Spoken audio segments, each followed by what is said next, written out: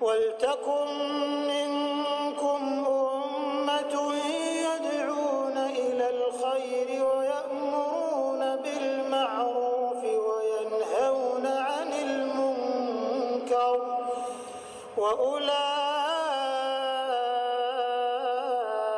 هُمُ الْمُفْلِحُونَ.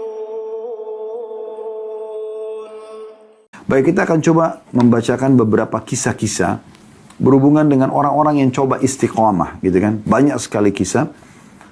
Yang menarik dari sebuah buku ya, judulnya Kisah-Kisah Nyata. Ditulis oleh Ibrahim bin Abdullah Al-Hazimi.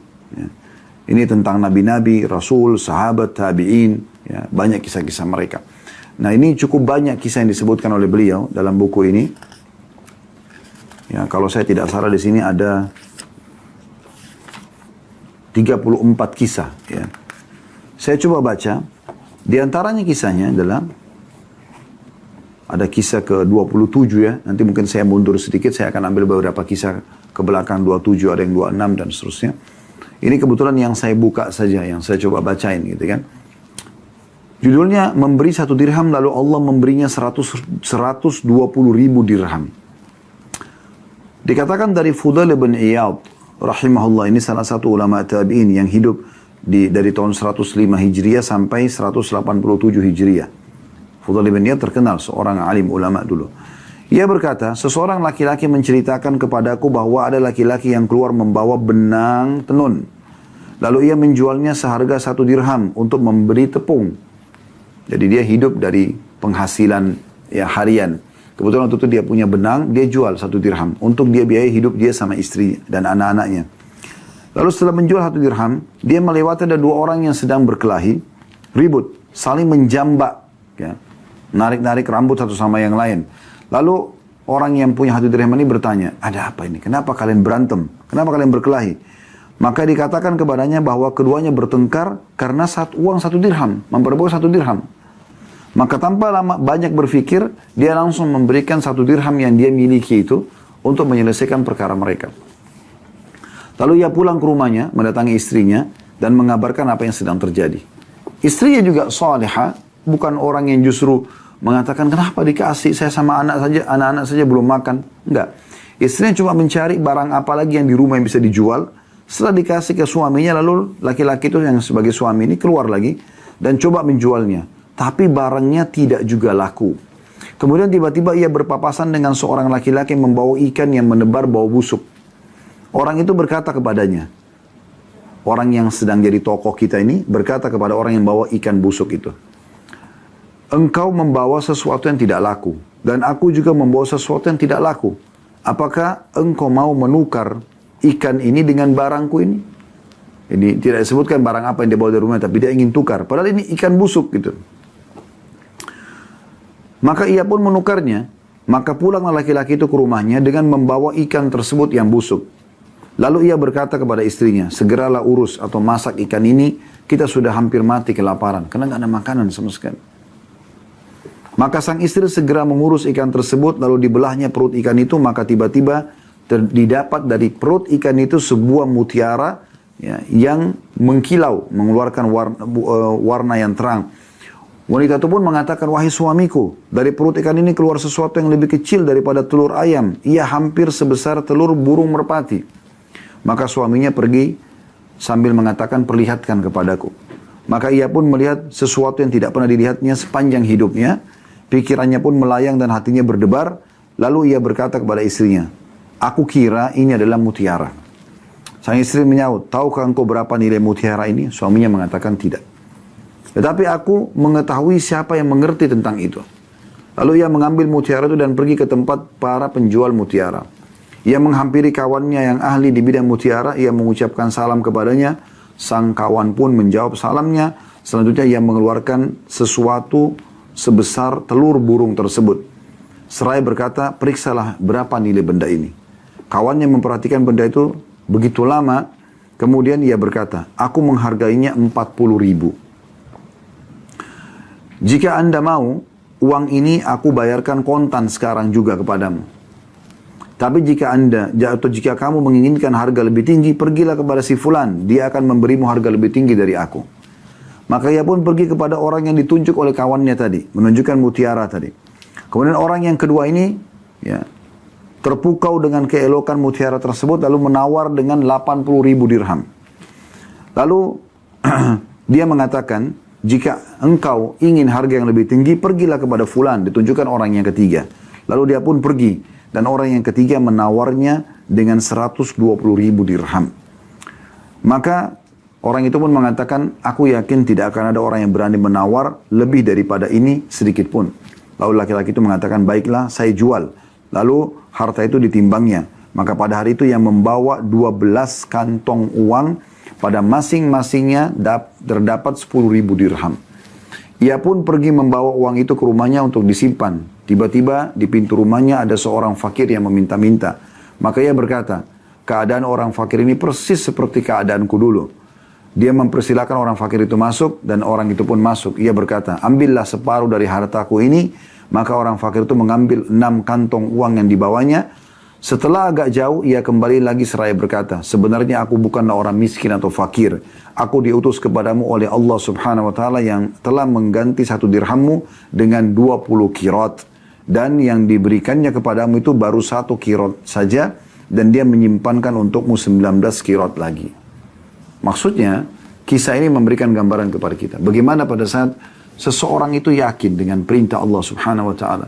Dan dia yakin kalau dia bersedekah, dia istiqamah dengan itu, Allah SWT akan berikan balasan. Dia hanya bantu orang 1 dirham, Allah ganti dengan 120 dirham. Bahkan Allah uji lagi. Setelah menerima uang itu pun masih ada orang miskin yang minta. Dan dia tidak menahan diri. Dia masih membagi. Bahkan dia mengatakan sesungguhnya orang miskin ini telah tertimpa apa yang menimpa aku. Maka dia bagi 2 lagi harta yang dia dapatkan. Begitu mulianya hati orang seperti ini. Tapi ini tidak mungkin dirasakan kecuali oleh orang-orang yang istiqamah. Ya. Kemudian di kisah 26-nya, saya sedikit mundur. Beliau mengangkat hadis yang masyhur ini ya. Hadis ini diriwayatkan oleh Imam Muslim dan juga Imam Ahmad. Bahwasanya Nabi SAW menceritakan, ada seorang pria yang berjalan di padang pasir, tiba-tiba dia mendengar suara dari langit yang mengatakan, airilah kebun si fulan. Dia lagi jalan, dia dengar ada suara dari langit. Airilah kebun si fulan. Kemudian dia lihat ada awan yang berjalan menuju tempat tersebut. Lalu awan itu menumpahkan air hujan di sebuah area tanah yang penuh dengan batu hitam. Di sana ada sebuah aliran air yang menampung air tersebut. Pria itu terus mengikuti kemana air itu mengalir. Tiba-tiba dia melihat ada seseorang yang sedang berdiri di kebunnya sambil mendorong air itu dengan penyodoknya ke dalam kebunnya. Dia berkata, hai hamba Allah, siapa nama anda? Pemilik kebun itu menjawab, nama aku Fulan. Persis seperti nama yang didengar dari arah awan tadi. Pemilik kebun itu balik bertanya, hai hamba Allah, mengapa anda menanyakan namaku? Maka pria itu mengatakan, aku telah mendengar suara di awan yang menurunkan air ini. Suara itu mengatakan, airira kebunnya si Fulan. Dan namamu disebutkan. Apa sebenarnya yang engkau lakukan dengan kebunmu ini? Maka pemilik kebun itu mengatakan, kalau itu yang engkau tanyakan, maka ketahuilah sesungguhnya aku biasa menghitung hasil yang didapat dari kebunku ini, lalu aku sedekahkan sepertiganya. Sepertiganya lalu aku makan bersama keluargaku, dan sepertiga yang terakhir aku kembalikan lagi ke kebunku untuk jadi modal usaha. Dalam riwayat lain, aku jadikan sepertiganya sebagai sedekah untuk orang-orang miskin, peminta-minta, dan ibnu sabil atau orang yang terputus jalan. Jadi, kisahnya adalah di musim panas yang peceklik ya. Orang lagi pada kepanasan, tidak ada air hujan, ada kebun yang dihujani oleh Allah subhanahu wa ta'ala. Bahkan Allah sengaja memperdengarkan dalam hadis riwayat Muslim ini seseorang yang mendengar suara dari awan. Ya, suara para malaikat yang mengatakan, turunkan hujan di kebunnya si Fulan, disebutkan nama orang ini. Dia penasaran, diikutin sama dia suara awan tersebut. Awan itu menuruni, hujan turun di sebuah wilayah yang ada batu-batu hitam dan mengalir airnya, maka dia ikutin terus air tersebut sampai ternyata di kebun seseorang. Maka dia bertemulah dengan orang ini. Kemudian ditanyakan kepada dia, ya, kenapa kok bisa kebunnya saja yang turun hujan, gitu kan? Ada masalah apa? Ada amal apa yang dia kerjakan? Ternyata dia istiqomah selalu mengeluarkan sepertiga dari hasil pendapatan dia itu untuk sedekah. Pernahkah teman-teman kita berpikir memiliki gaji misalnya 900.000, 300.000-nya langsung kita keluarkan di jalan Allah Subhanahu wa Ta'ala.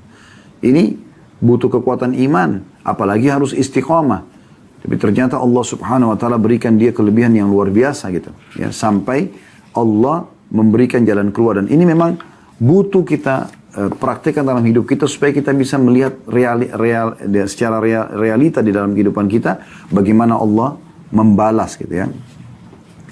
Mungkin terlalu banyak kisah di sini atau cukup banyak. Saya akan tutup dengan kisah ke-19. Ya, saya mundur lagi. Nanti Anda bisa miliki buku ini, cukup banyak kisah-kisah nyatanya. Yaitu meninggalkan dusta maka diterima kerja. Ini bukan kisah klasik tapi kisah sedikit modern di Eropa, beliau mengatakan. Dalam kisah ini dikatakan ada seorang pria berkebangsaan Eropa yang telah memeluk agama Islam dan baik keislamannya, jujur dalam tindakannya dan bersemangat untuk menampakkan keislamannya. Dia bangga dengan keislamannya di hadapan orang-orang kafir, tanpa ada perasaan minder, malu atau ragu. Bahkan tanpa ada kesempatan terlewatkan, dia selalu bersemangat untuk menampakkan keislamannya itu. Suatu saat dia bercerita bahwa ada sebuah iklan lowongan kerja di sebuah instansi pemerintah yang kafir. Pria muslim yang bangga dengan keislamannya itu mengajukan lamaran untuk mendapat pekerjaan tersebut. Dan dia harus melalui tes wawancara. Dan terjadilah persaingan untuk mendapatkan pekerjaan tersebut. Saat tiba gilirannya untuk tes wawancara, panitia khusus instansi itu mengatakan mengajukan beberapa pertanyaan kepadanya. Di antara pertanyaan-pertanyaan tersebut adalah, apakah Anda meminum minuman keras? Maka dia menjawab, si muslim ini, tidak.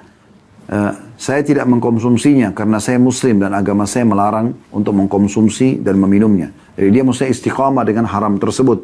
Dia tidak mau langgar. Panitia bertanya lagi, apakah Anda memiliki teman kencan atau pacar? Teman muslim ini mengatakan, atau orang muslim ini mengatakan tidak, karena agama Islam yang saya peluk telah mengharamkannya. Saya hanya berhubungan dengan istri yang telah saya nikahi sesuai dengan syariat Allah saja. Wawancara pun selesai dan dia keluar dari ruang tes, tapi dia agak pesimis akan berhasil dalam persaingan tersebut. Akan tapi di luar dugaan ternyata hasil akhirnya adalah bahwa semua pelamar yang jumlahnya banyak itu gagal, dan hanya dialah satu-satunya yang berhasil lulus dari dalam tes itu. Kemudian dia pergi menemui ketua panitia tes dan mengatakan, tadinya saya mengira bahwa Anda akan menghalangi saya untuk mendapatkan pekerjaan ini sebagai balasan atas perbedaan agama antara saya dengan Anda, juga karena saya memeluk agama Islam. Akan tapi saya terkejut, Anda malah menerima saya dan mendahulukan saya daripada saudara-saudara Anda dari kalangan orang-orang Kristen. Apa rahasia di balik itu? Ketua panitia menjawab, orang yang dicalonkan untuk pekerjaan ini disyaratkan harus orang yang memiliki perhatian penuh dan selalu sadar dalam setiap keadaan. Sementara orang yang mengkonsumsi minuman keras tidak mungkin bisa demikian. Maka kami mencari orang yang tidak mengkonsumsi minuman keras. Dan dengan memperhatikan bahwa syarat-syarat ini telah terpenuhi pada diri Anda, maka Anda terpilih untuk pekerjaan ini. Maka keluarlah dari ruangan tersebut seraya memuji Allah, pelindungnya, ya pelindung dia, maksudnya pelindung orang ini atas segala nikmat yang karunia yang telah dilimpahkan kepadanya, dan seraya merenungi firman Allah SWT dalam surah At-Talaq ayat 2, wa may yattaqillaha yaj'al lahu makhraja. Siapa yang bertakwa kepada Allah, maka Allah akan memberikan jalan keluar kepadanya. Ya. Juga dinukil kisah yang lain, saya tutup dengan ini. Ada seorang laki-laki muslim di Eropa, dia menikah dengan seorang wanita gara-gara bertemu di lift.